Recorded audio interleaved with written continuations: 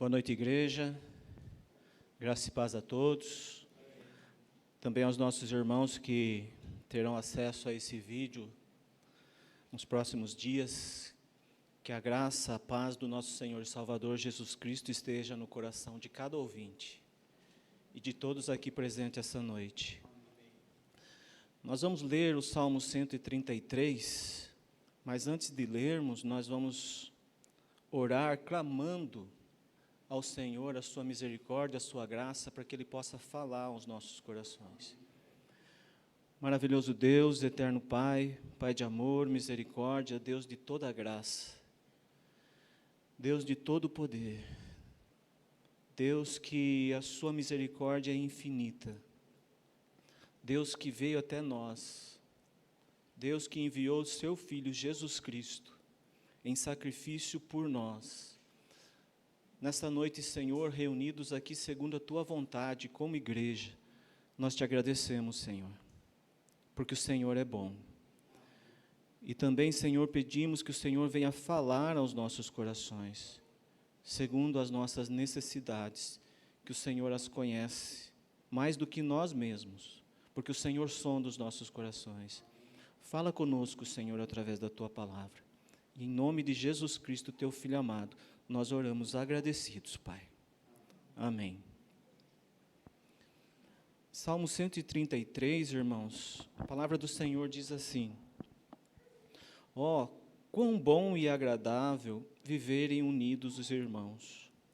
É como o óleo precioso sobre a cabeça, o qual desce para a barba de Arão, e desce para a gola de suas vestes.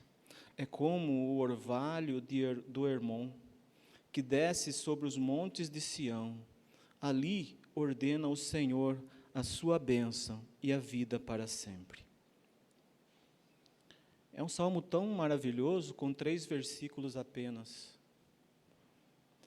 Mas o que eu quero dizer para os irmãos essa noite é que Deus está falando conosco. Deus está falando com a igreja. O nosso irmão Luiz Felipe, na abertura aqui do culto, ele disse da importância do sustentar o irmão. E eu confesso que eu estava preparando um outro texto para poder ministrar essa noite, para a glória de Deus, mas até estava lá já preparando, e o Senhor me levou a prestar atenção nesse salmo. E diante disso, eu comecei a ler e procurar entender e buscar o porquê Davi escreve esse salmo. E é maravilhoso quando nós vamos lá em 2 Samuel, e nós vemos que Saul é morto, e ali começa toda uma transformação no reino, porque o povo de Deus, com Saul, era um povo só. Mas a visão de Saul, ela era única para o trono. Ele não era obediente à palavra de Deus. Ele não ouvia a palavra de Deus através do profeta. Ele fazia as coisas segundo a sua vontade, buscando preservar o trono, buscando preservar o seu reinado terrestre. Mas o povo estava sob o domínio dele. Mas quando Saul morre, aí o povo divide. O povo de Israel não aceita Davi como rei. Mas Davi conversa com Deus e Deus manda Davi para Hebrom. E a tribo de Judá recebe Davi como rei, e Davi é ungido rei de Judá. E assim permanece por alguns anos, porque Abner, o braço forte de Saul, agora ele é o braço forte de Isbosete, o único filho de Saul que sobreviveu, e Abner praticamente coloca Isbosete no trono sobre Israel. A parte, 11 tribos que não aceitaram Davi. Mas Davi sabe que ele é ungido de Deus e que ele seria o sucessor de Saul. Mas ele não consente na morte de Saul, como depois ele não consente na morte de Isbosete, porque Isbosete desagrada o seu braço forte, Abner, o comandante do seu exército, aquele que o colocou no trono. Isbosete chama a atenção de Abner, e nós precisamos entender tudo isso para nós chegarmos no Salmo 133. Há guerra entre o povo, há guerra entre Israel e Judá. E Judá prevalece em todos os conflitos que se levanta entre o povo. É o povo de Deus guerreando contra o próprio povo. Mas Abner, ele tenta fazer aliança com Davi. Já Joabe, o homem forte de Davi, sabe que Abner esteve com Davi no mesmo dia, e ele vai conversar com Davi, e a conversa não é pacífica, porque Joabe queria que Davi prendesse ou matasse Abner, porque Abner já havia matado o seu irmão. E Joabe, sem o consentimento de Davi, e sem o conhecimento de Davi, ele vai atrás de Abner, e ele tira a vida de Abner. E o povo de Israel, sabendo que Abner é morto, Isbosete, ele se desfalece, porque Abner é aquele que garantia Isbosete no trono. Mas agora Abner é morto, e 2 dos comandantes do seu exército aproveitam o instante em que Abner está dormindo nos seus aposentos e tira a vida dele, corta a cabeça dele e leva para Davi. Davi não consente com isso. E Davi tira a vida desses 2, como tirou daquele outro jovem que disse ter matado Saul. E a partir disso, Israel vem e pede que Davi reine sobre eles. E o reino de Israel agora é unificado. Todo o povo agora está unido em torno de um só rei. Agora é um só pensamento. Davi, aquele ungido de Deus, que foi ungido lá na casa do seu pai, profeticamente a primeira vez, foi ungido segunda vez como rei da tribo de Judá, é ungido terceira vez agora, rei sobre todo Israel. É a palavra de Deus, então, se cumprindo por completo na vida de Davi. E o Espírito Santo de Deus, então, conduz Davi a escrever o Salmo 133, e no momento que ele olha para o povo, ele vai escrever o Salmo 133, ele diz, essa é uma expressão de alegria e de alívio, porque era um povo que vivia em conflito entre si, por terem sido dividido por mentes que pensavam diferentes, por mentes que pensavam em si, apenas no trono, Saul, seu filho, e não aceitaram o governo de Davi, a sua maioria. Então, o salmista aqui, ele olha para aquele povo unido agora, e esse é um salmo que é o cântico de romagem, quando os peregrinos, 3 vezes por ano, vão a Jerusalém para adorar a Deus no templo e participar das festas, e principalmente da Páscoa, do Pentecostes, da festa de tabernáculos, que nós sabemos. Então, pelo menos 3 vezes por ano, aqueles judeus peregrinos em terras distantes de Jerusalém, eles vão para Jerusalém para adorar a Deus no templo, juntos, unidos, e eles cantavam no caminho esse cântico que Davi escreveu.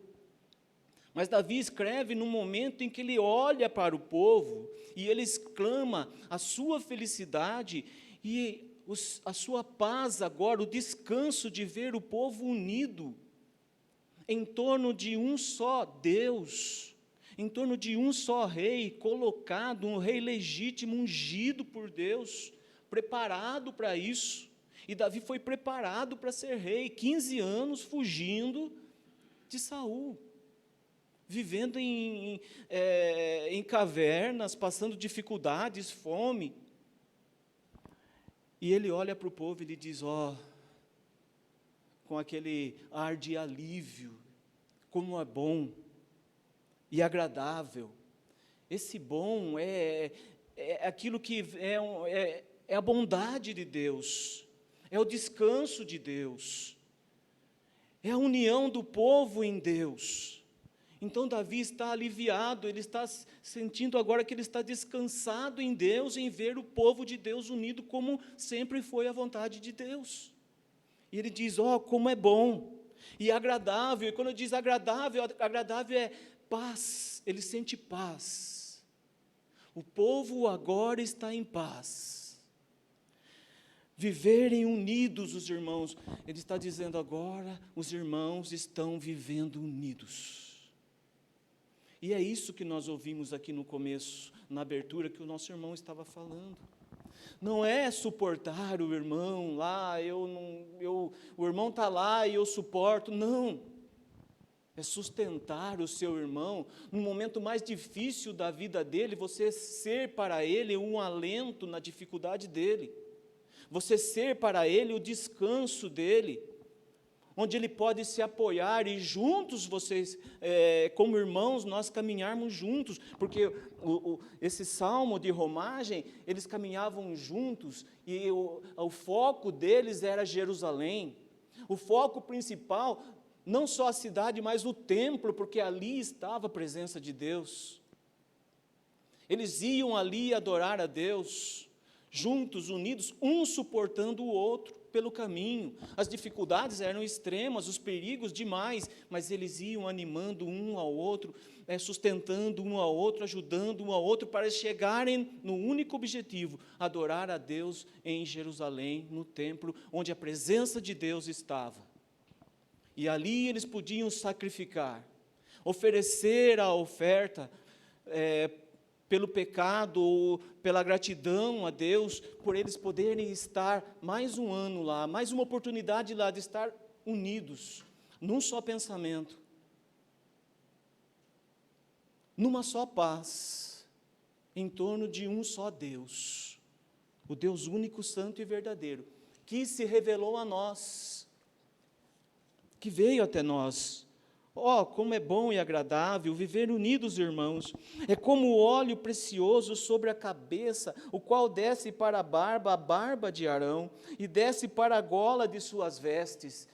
Meus irmãos, é o óleo mais precioso que Israel poderia produzir, segundo a orientação de Deus a Moisés, para ungir o sumo sacerdote, que assumiria todo o sacerdócio ali no tabernáculo, dado por Deus. Era o óleo mais caro e precioso, era o óleo usado para ungir o sumo sacerdote. E ele está falando desse óleo tão precioso, que desce sobre a cabeça, o qual desce para a barba de Arão. Quem foi Arão, irmão de Moisés? O primeiro sumo sacerdote de Israel, o primeiro sumo sacerdote ungido por Moisés, para assumir os serviços do sacerdócio no tabernáculo, junto com os seus filhos também.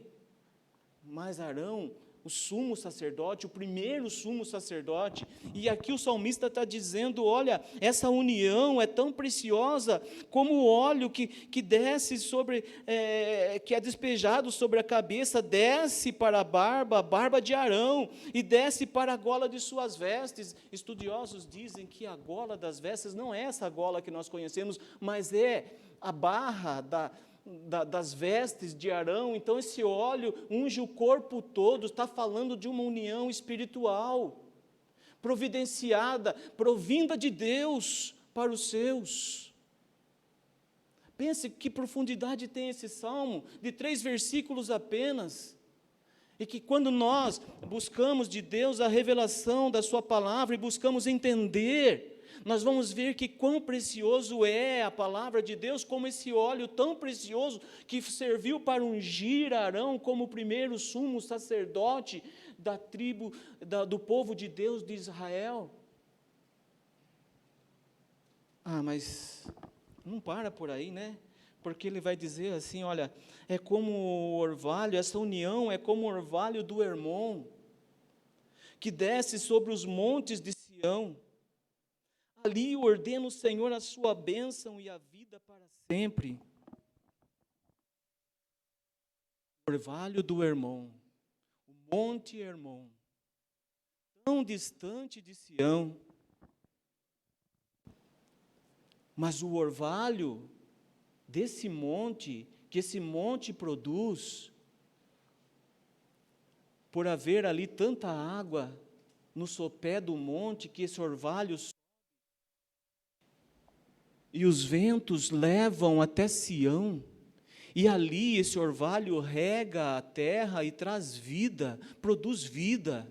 E aí nós vemos que essa união é como o orvalho do Hermon, que desce sobre os montes de Sião. Está falando da união do povo, onde Deus provê a bênção espiritual e também a provisão das necessidades físicas que o povo necessita. É tão profundo esse salmo, que fala de uma união única, santa e verdadeira de um povo santo, escolhido por Deus, separado por Deus, antes da fundação do mundo, chamados para exercer uma vida santa diante daquele que é santo. E ele diz: ali ordena o Senhor a sua bênção e a vida para sempre. Quer dizer, não há vida se não houver união. E por isso nós vamos entender que a união da igreja, primeiro, ela vem do alto. Para eu ser unido com o meu irmão, com a minha irmã, primeiro eu tenho que estar unido a Cristo. Eu tenho que buscar estar unido com Cristo. Para que daí essa união que é vertical, ela possa estender na horizontal, e aí eu poder caminhar junto com os meus irmãos, e poder ajudar os meus irmãos, e ser ajudado pelos meus irmãos, e isso nós temos visto aqui nessa assembleia. Quantas dificuldades os irmãos passam, e eu vejo lá no grupo lá, e eu não comento nada, porque os irmãos ali se manifestam os seus sentimentos nas maiores diversidades, nas vidas, tanto de momento de alegria ou de tristeza. E nós pudemos acompanhar essa semana a nossa irmã Ana Paula com seu pai ali, todo o sofrimento dela. Eu falo, e não é pouco, porque eu já perdi 4 irmãos, meu pai, minha mãe, e eu sei como que é triste, como que é difícil isso, a dor da separação, mas eu pude ver ali os irmãos unidos, orando pelo pai enquanto estava em vida, orando pela vida da nossa irmã, orando pela vida dos familiares. Isso é união, é a união do corpo, é a união que vem do alto e transborda.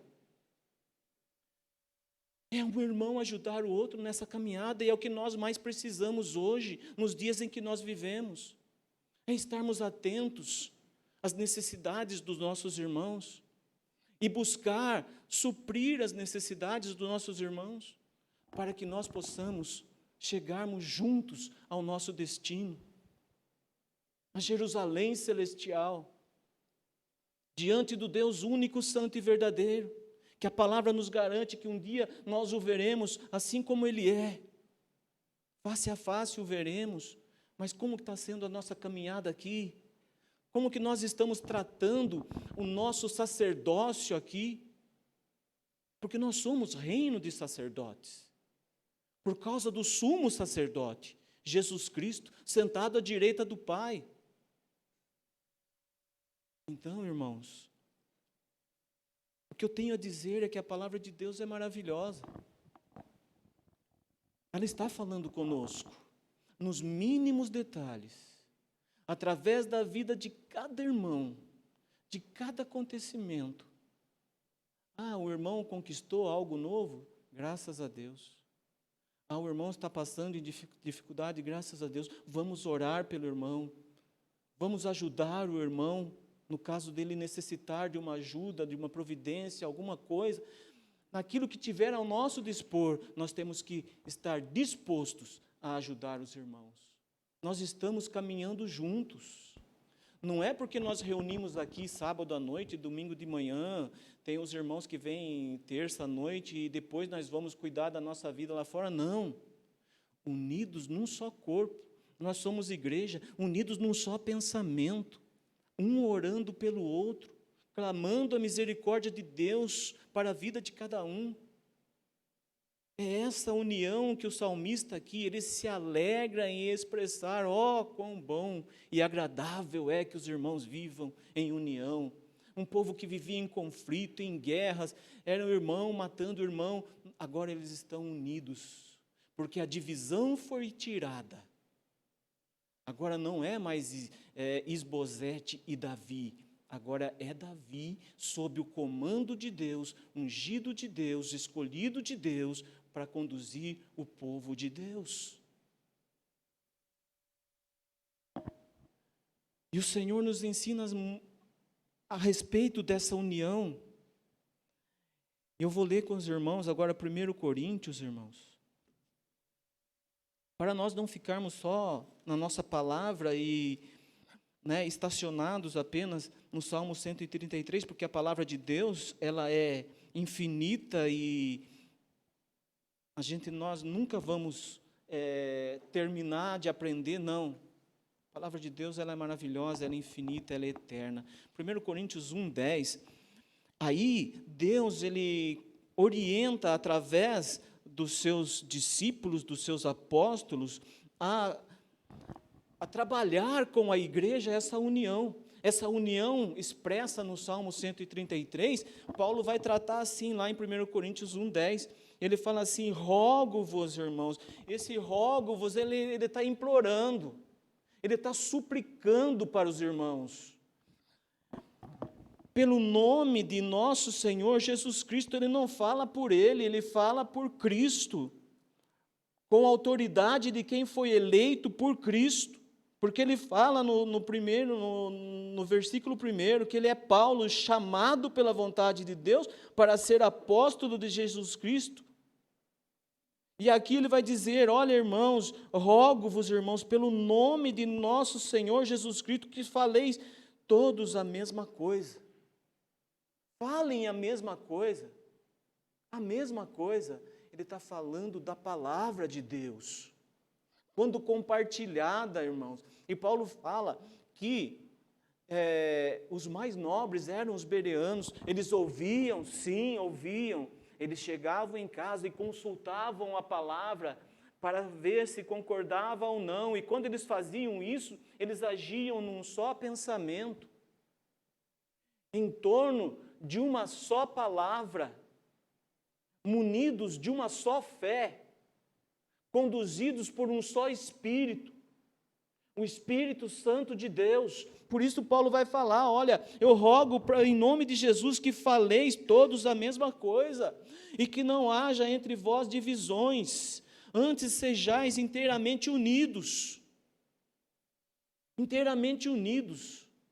unidos na integralidade, não pode haver nenhum espaço de dúvida, com respeito à união de vocês em Cristo, através do Santo Espírito, através da palavra de Deus. Então ele está falando aqui, olha, antes seja inteiramente unidos na mesma disposição mental e no mesmo parecer.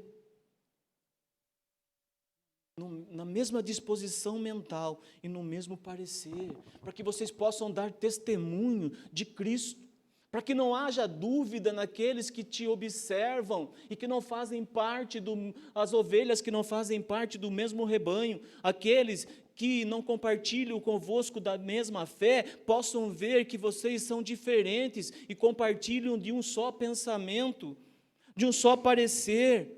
Vocês são de Cristo, unicamente de Cristo, estes são do caminho, esses são seguidores de Cristo.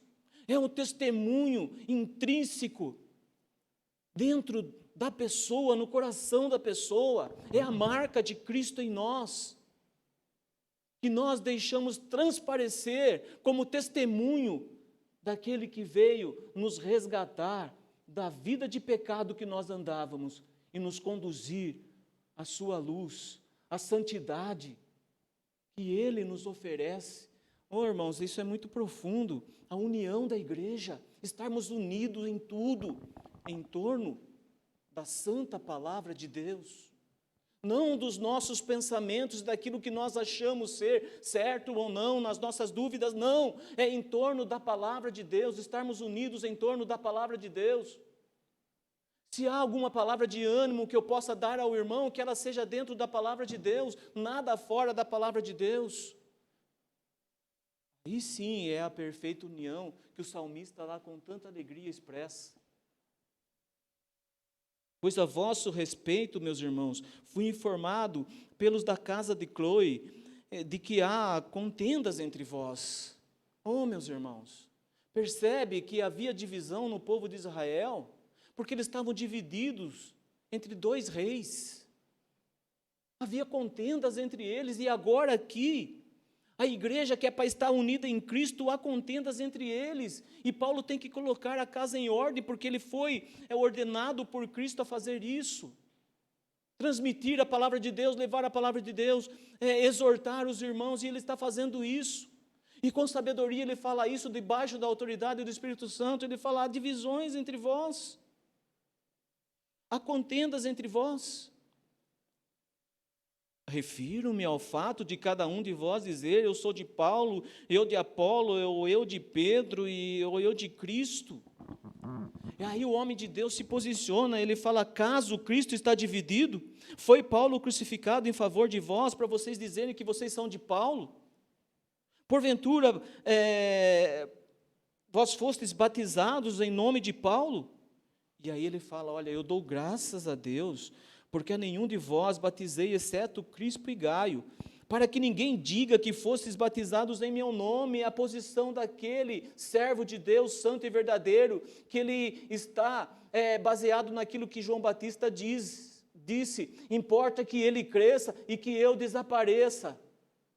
É esse ensinamento que Paulo está dando para nós hoje. Olha, graças a Deus, dou graças a Deus porque a nenhum de vós batizei, para que não houvesse divisões entre vós, a não ser, ele cita nome aqui, Crispo e Gaio, para que vocês não digam que foram batizados em meu nome, para trazer aí sim uma divisão específica.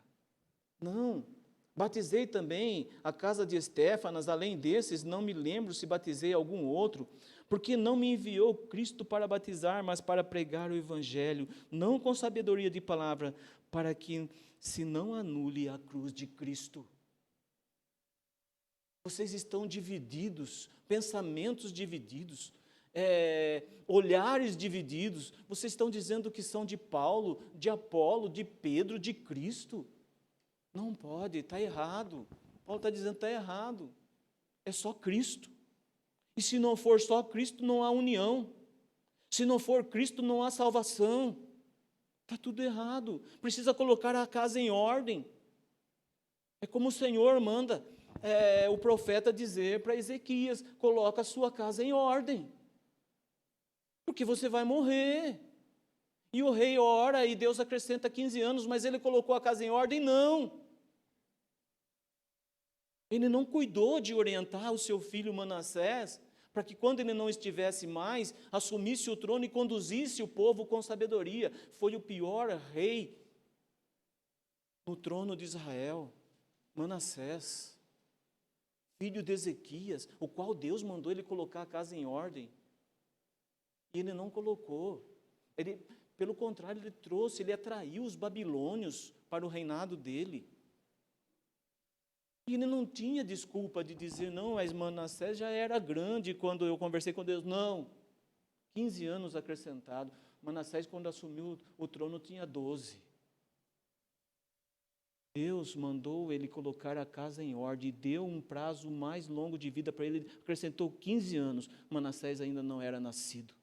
E ele não orienta o seu filho a conduzir o povo nos caminhos do Senhor. Se não há união dentro de casa, irmãos, como pode haver união no corpo de Cristo? Nós, como pais, nós temos que pensar e repensar que nós somos o cabeça da nossa casa e a união do nosso lar depende daquilo que nós somos diante de Deus. Depende daquilo que nós passamos para os nossos filhos. de acordo com a palavra de Deus, porque Ezequias falhou, e o seu filho, quando assumiu o trono, foi o pior rei de Israel.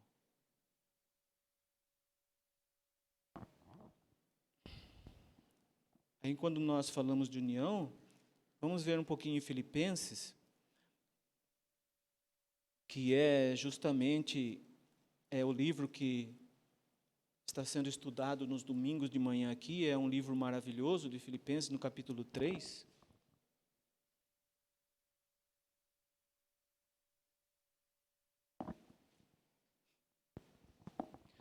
E aí o apóstolo de Cristo, ele vai dizer assim, olha, para a igreja de Filipos: irmãos, sede imitadores meus, e observai os que andam segundo o modelo que tendes em nós. Paulo chama para ele a responsabilidade de trazer uma igreja unida, olhando para aquilo que ele é diante de Cristo, porque ele sabe quem ele é diante de Cristo. E ele diz para a igreja de Filipos: olha, sede imitadores meus, e observai os que andam segundo o modelo que tendes em nós. Vocês sejam meus imitadores, mas também olhem para aqueles que andam também como eu ando. Busque exemplos de homens que têm compromisso com a palavra de Deus, que têm compromisso com Cristo. Pois muitos andam entre nós, dos quais repetidas vezes eu vos dizia, e agora vos digo até chorando. Paulo tem compaixão desses, porque sabem que esses são inimigos da cruz de Cristo, e Paulo sabe o destino desses. Por isso Paulo olha para eles com compaixão, e por isso Paulo diz, e agora vos digo até chorando, que esses que estão entre nós, eles são inimigos da cruz de Cristo. Por isso tomem cuidado, e por isso olhem para aqueles que são verdadeiros cristãos, olhem para mim como filho de Deus, apóstolo de Cristo. Sejam meus imitadores. Paulo chama para ele a responsabilidade da unidade da igreja, no seu caminhar, no seu comportamento. E aí ele continua dizendo: o destino deles é a perdição, o Deus deles é o ventre, e a glória deles está na sua infâmia, visto que só se preocupam com as coisas terrenas. Não é possível ter união no corpo de Cristo quando nós estamos preocupados com coisas terrenas, irmãos. Coisas que perecem aqui. Jesus fala: olha, não ajunteis tesouro na terra. Vai perecer, vai enferrujar, os ladrões vêm, eles vão roubar, e tudo vai perecer. Ajuntais tesouros no céu, lá sim é seguro, é eterno. E nós pensamos em coisas terrenas. Não, irmãos, não. Há coisas muito mais, há coisas mais elevadas a se pensar. Há coisas celestiais para se pensar. Enquanto nós estamos preocupados com o nosso futuro aqui, não, o nosso futuro não é aqui, nós somos peregrinos aqui, estamos de passagem, estamos rumo a Jerusalém celestial, não, a nossa morada não é aqui. Nós estamos preocupados aqui, não pode haver união da igreja enquanto o corpo está preocupado aqui. Há coisas mais elevadas, irmãos, que nós não conhecemos, mas nós sabemos que existem. O Senhor prometeu para nós que em breve Ele voltaria. Na casa do meu Pai há muitas moradas, e nós estamos preocupados com a nossa morada aqui. Não, a nossa vida é passageira, é um breve pensamento. A minha esposa é testemunha, porque eu comentei com ela: não pense em si, não é eu, irmão. É a palavra de Deus.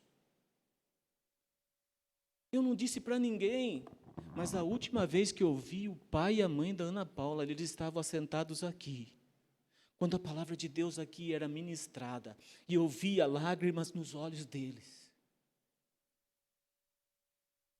Eu não disse para ninguém, mas eu comentei com a minha esposa. Eles estavam tão sedentos, ouvindo a palavra de Deus. Eles não perderam nenhum instante. E eu pude ver lágrimas nos olhos deles.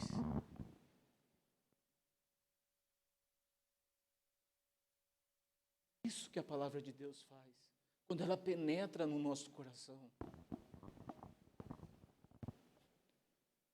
Nós somos totalmente desmanchados daquilo que nós pensamos ser nesse mundo vil. Não, irmãos, há coisas mais elevadas para se pensar, há coisas mais elevadas para se buscar. E aqui continua Paulo dizendo: pois a nossa pátria está nos céus, de onde também aguardamos o Salvador, o Senhor Jesus Cristo. A nossa pátria está lá, nós estamos aqui, e aqui o que nós devemos esperar aqui é a volta do nosso Senhor Jesus Cristo. Eu já vi muitas orações, muitas pregações, mas é difícil você ouvir um membro da igreja clamando pela volta de Cristo. Porque há muito de nós aqui ainda, enraigado nesse mundo passageiro e vil. É difícil você ouvir um irmão clamando a volta de Jesus. Um irmão pedindo para que Jesus volte. Volta hoje, Senhor. Eu quero ir com o Senhor hoje. Não. Há muita coisa aqui ainda que me prende. Muita coisa que me prende. O que é a primogenitura diante de um prato de lentilha quando eu estou com fome? O que é? Eu posso trocar. Eu posso trocar um momento da palavra de Deus e de meditar na palavra de Deus com coisas tão fúteis. Vamos pensar, irmãos. Vamos pensar um pouquinho. Vamos pensar no nosso irmão, no nosso próximo.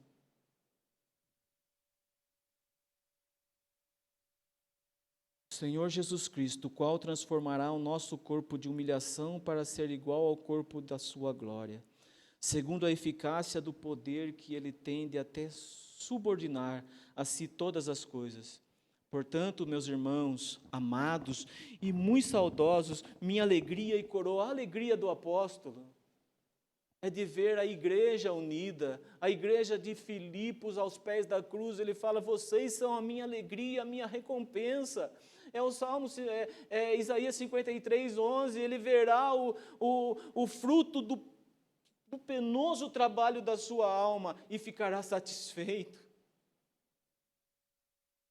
É a alegria divina vinda dos céus que transborda agora no coração do apóstolo. Ele diz: vocês são a minha alegria e coroa, povo de Cristo, evangelizados por Ele. Sim, amados, permanecei deste modo, firmes no Senhor, firmes num só pensamento, firmes num só caminho, numa só conduta, num só alvo, Jesus Cristo, o Filho de Deus, crucificado, ressuscitado.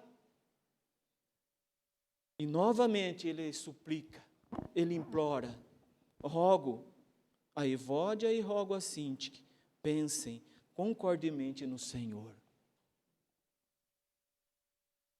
Não pode haver divisão no corpo. Não pode haver pensamento diferente, se não for pensar na palavra de Deus, pensar em Cristo, e juntos compartilharmos a palavra, estarmos juntos nessa caminhada. Pensamos, irmãos, porque o apóstolo está rogando aqui: olha, rogo a Evódia e rogo a Sintique que pensem concordemente no Senhor. E quando você pensa no Senhor, unicamente no Senhor, não há espaço para mais nada na sua mente, a não ser coisas celestiais, coisas vindas da palavra de Deus, vindas do trono de Deus, pensamentos em Cristo. Não, quando nós tomamos essa atitude na nossa vida e buscamos isso, não há divisão no corpo de Cristo.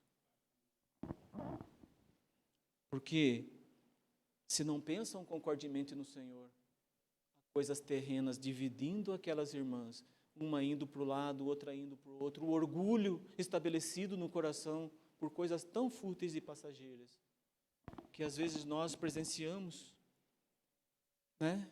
Irmãos dizendo para o irmão: eu não estou pronto para perdoar, não. Você me pede perdão, mas eu não estou pronto para perdoar.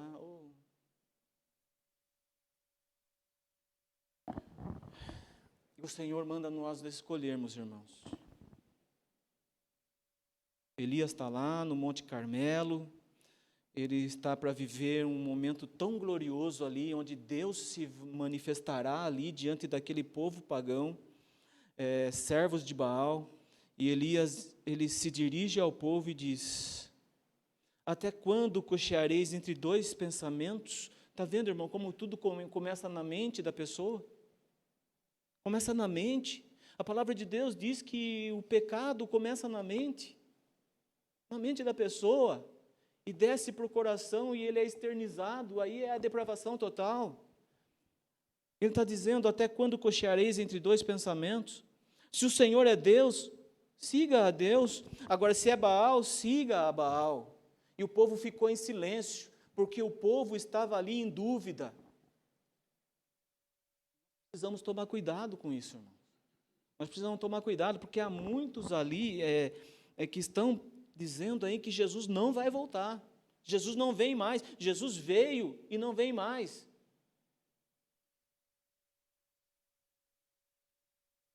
Quer ver o que eles usam ainda? Eu estava vendo esses dias.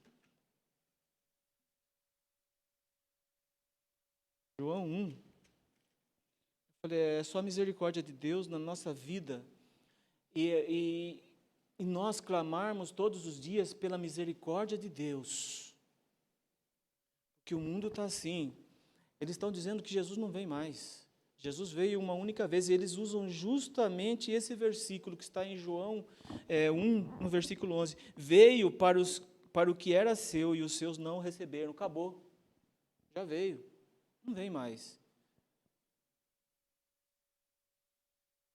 Mas a todos quantos o receberam, deu-lhes o poder de serem feitos filhos de Deus, a saber, aos que creem no seu nome. Mas eles usam só esse único versículo. Olha, ele veio para os que eram seus, os seus não receberam. Acabou, não vem mais.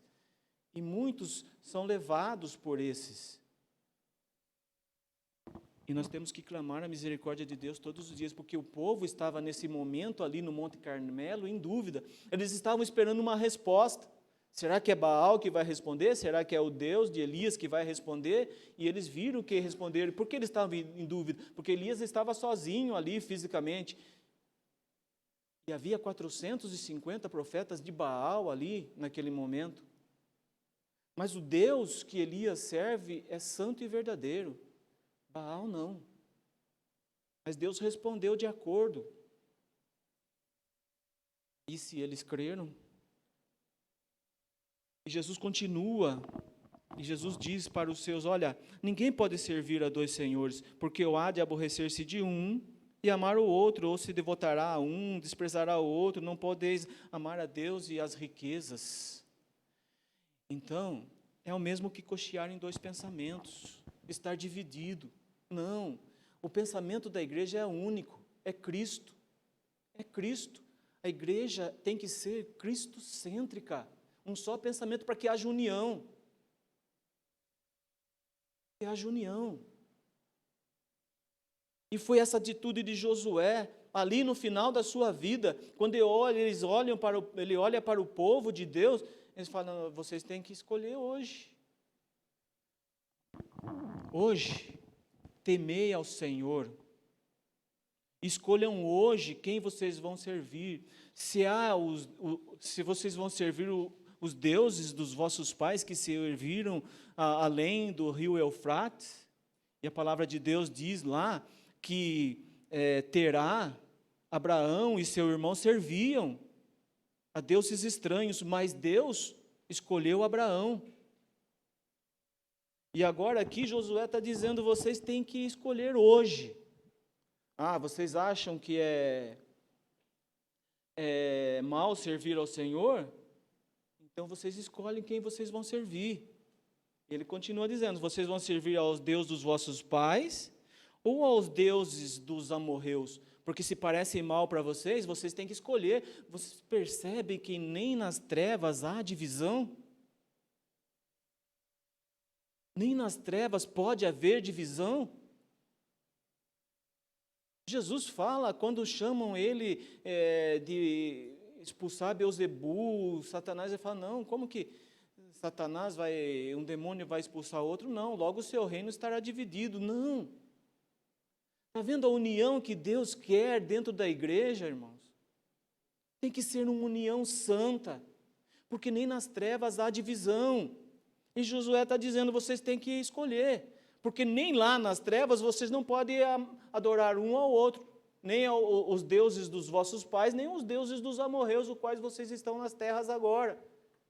Se parece mal a vocês servir ao Senhor, o Deus santo e verdadeiro, mas eles ali dizem que não, nós vamos servir ao Deus sim, santo e verdadeiro, o Deus de Israel, porque Josué, ele já estava posicionado, eu e minha casa serviremos ao Senhor. Pelo menos dentro da minha casa, nós caminhamos num só pensamento, num só foco, um só olhar. O Deus de Israel e nós como igreja, o Deus Pai Todo-Poderoso, Jesus Cristo, seu Filho, crucificado, ressuscitado. E quem nos ajuda nessa caminhada é o Santo Espírito de Deus em nós. Que Deus possa falar conosco, irmãos. E aí, caminhando um pouquinho mais, aí o Senhor vai aconselhar julgo desigual, né? Em Amós fala, andarão dois juntos se não haver entre eles acordo. E esse julgo desigual aqui, que fala lá em 2 Coríntios, não é de um casamento apenas, é sociedade na vida secular, nos seus negócios, com quem você está compactuando os seus interesses, né? Os seus conhecimentos, com quem você está andando. Perceba que são pensamentos diferentes, um justo e um incrédulo, não vai haver concordância nessa caminhada. O Senhor nos orienta, nos aconselha, cuidado com isso, não faça isso, e sempre Deus foi falando com o povo de Israel, olha, cuidado, se vocês não se arrependerem, vocês vão para a Babilônia, se vocês não se arrependerem, vocês vão para a Síria, vocês vão para o cativeiro, obedeçam, voltem a mim, mas o povo de dura cerviz, não deram ouvidos ao Senhor, mas quando eles estavam no exílio, eles clamavam a misericórdia de Deus. Precisava ter ido para lá? Não, era só obedecer. E os incrédulos dizem, mas que Deus é esse que castiga? Não, esse Deus é misericordioso, que dá a oportunidade de você se arrepender, porque Jesus Cristo começou justamente o seu ministério com essa palavra, arrependei-vos. João Batista está preso, o ministério dele terminou, começa o ministério de Cristo, arrependei-vos. E era isso que João Batista pregava no deserto, arrependei-vos. Deus é misericordioso, Ele não se alegra em mandar o seu povo para o cativeiro, mas é necessário, porque Ele é um Pai zeloso. Se não aprende com os ensinamentos, com a palavra, aprende com a dificuldade. E é assim que é conosco também. Quando nós não atentamos com a palavra de Deus, nós entramos em cada coisa que depois nós vamos pensar, mas se eu tivesse consultado a palavra de Deus, isso não teria acontecido comigo. Se eu estivesse firme na palavra de Deus, isso não teria acontecido comigo. Se eu tivesse consultado um irmão cristão verdadeiro, isso não teria acontecido comigo, mas eu resolvi ouvir e atentar para a vontade do meu coração, e agora eu necessito da ajuda dos irmãos em oração, para que eu possa conseguir resolver esse impasse que eu entrei por ignorância minha, por desobediência minha, por eu ser um cristão de dura cerviz. E aí o apóstolo Paulo, quando ele escreve aos Colossenses 3,15, eu vou ler para os irmãos, ele fala assim, olha, seja a paz de Cristo o árbitro em vosso coração. Era isso que o salmista estava vendo ali naquele momento com o povo de Israel, um momento de paz. Que o povo estava unido em paz, servindo a Deus em paz. Não há conflito, não há guerra, não há dissolução, não há pensamento dobre, não. Agora o povo está em paz, por isso que o salmista olha para o povo e diz, quão bom e agradável é. traz paz, traz descanso, traz alegria. E aqui o apóstolo está dizendo: seja a paz de Cristo o árbitro, o mediador em vosso coração. Oh, irmãos, quando surgir uma dificuldade entre um irmão e outro, que a paz de Cristo seja o mediador, que a palavra de Cristo seja ali, expressa ali, esclarecida ali, para que haja paz. Porque essa paz, ela é eterna. Essa paz não é a paz do mundo, é a paz que Cristo dá. É uma paz santa, verdadeira, vinda do trono da graça de Deus para nós. E o apóstolo está dizendo: olha, seja a paz de Cristo mediador em vosso coração. Está falando para a igreja. Essa paz, a qual também fostes chamados, é um só corpo. Em um só corpo, vocês foram chamados em um só corpo, através dessa paz, para exercer, viver essa paz de Cristo entre vós. E sede agradecidos. Nós precisamos ser agradecidos a Deus por nós estarmos aqui hoje. Nós precisamos ser agradecidos a Deus porque um dia Ele nos criou, a sua imagem e semelhança. Nós precisamos ser agradecidos a Deus porque nós vivíamos perdidos numa vida de pecado, lamaçal de pecado. Nós éramos imundos diante de Deus e o Senhor veio até nós, nos atraiu a Ele mesmo. Nós temos que ser agradecidos porque Ele enviou o Seu Filho para morrer em nosso lugar. Nós temos que ser agradecidos a Jesus Cristo, o Filho de Deus, que despiu-se da sua glória e tornou-se homem, carnal, esteve aqui sim, sofreu aqui sim, coisas que nós nunca passamos e vamos passar. Ele passou por tudo, cumpriu toda a lei e se entregou na cruz ali, morreu, mas o Pai o ressuscitou ao terceiro dia, e Ele está sentado à direita do Pai, intercedendo por nós. Por isso que o apóstolo está dizendo: e sede agradecidos. Nós precisamos ser agradecidos a Deus, todos os dias, todos os instantes da nossa vida. Quantos mais nós vivermos aqui, isso é maravilhoso, porque nós não sabemos quanto tempo mais nos resta aqui, então nós temos que ser agradecidos hoje. Só assim haverá união no corpo de Cristo, quando nós vivermos e exercitarmos essa paz tão maravilhosa que o apóstolo diz, olha, que ela seja mediadora em vosso coração. E aí no 16 ele diz: habite ricamente em vós, habite, deixe a palavra de Deus habitar em você, a palavra de Cristo. Instruí-vos e aconselhai-vos mutuamente em toda sabedoria. Que sabedoria é a nossa, senão a palavra de Deus? Que sabedoria nós temos, senão a do alto? Não é sabedoria terrena, é sabedoria celestial. Louvando a Deus com salmos e hinos e cânticos espirituais, com gratidão em vosso coração, e tudo o que fizerdes, tudo que nós fizermos, seja em palavras, seja em ação, fazei-o em nome do Senhor Jesus Cristo, dando por Ele graças a Deus Pai. Que nós possamos entender, irmãos. E terminando, só deixar para os irmãos, tinha muito mais coisas, mas essa união, nós vamos perceber que ela só existe em Cristo.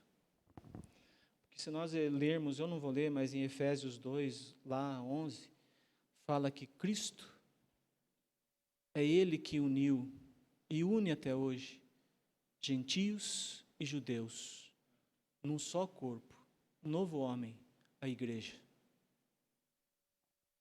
Diante disso, o Senhor nos ensina, irmãos, tudo isso. E Ele nos exorta a seguirmos todos os seus ensinamentos, para que Ele, através do Espírito Santo, nos conforme à imagem do Seu Filho, Jesus Cristo. E com isso, cheguemos à perfeição de Cristo. É o Senhor que nos aperfeiçoa, a imagem do Seu Filho. E aí nós vamos ver, irmãos, na vida de Abraão, que depois de 13 anos, Deus, sem falar com Abraão, 13 anos, do nascimento de Ismael, 13 anos Deus ficou sem falar com Abraão. O Senhor aparece para Abraão, Ele já está com 99 anos. E o Senhor diz para ele assim, olha, eu sou o Deus Todo-Poderoso. Anda na minha presença e ser perfeito. Isso aí está em Gênesis 17:1. Eu sou o Deus Todo-Poderoso. Anda na minha presença e ser perfeito. Esse perfeito é obediente. Porque Abraão, até aquele momento, ele não obedeceu a palavra de Deus. Deus disse que daria para ele um filho, um herdeiro, mas ele buscou meios para isso. Não são os nossos meios, é a palavra de Deus, é a vontade de Deus. Anda na minha presença e ser obediente. É isso que o Senhor quer da igreja, obediência. E quando a igreja obedece à palavra de Deus e caminhamos juntos de acordo com a palavra de Deus, a união. A união, onde o Senhor olha para nós com alegria e diz, ó, quão bom e agradável é que os irmãos vivam unidos. E nós precisamos entender, irmãos, que essa união, a união da igreja, ela vem do alto. Porque apenas Cristo nos une. Eu aprendi isso. Apenas Cristo nos une e tudo que estiver abaixo dele nos divide. Que nós possamos pensar concordemente no Senhor e viver uma vida unida em Cristo, como igreja, para a honra e glória do nosso Senhor e Salvador, Jesus Cristo. Porque o trabalho foi penoso, mas ele olha para o fruto do penoso trabalho e ele fica satisfeito. É a igreja. Que Deus continue falando aos corações. Graça e paz a todos.